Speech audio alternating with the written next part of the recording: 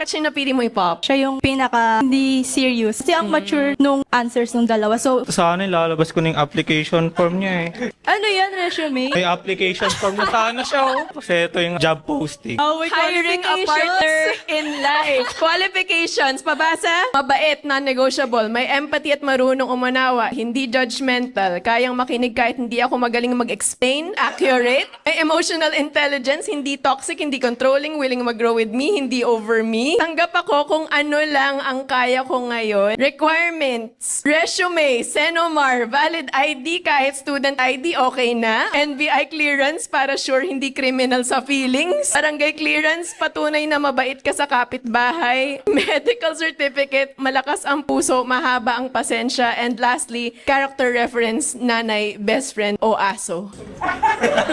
Any comment? Arf, arf.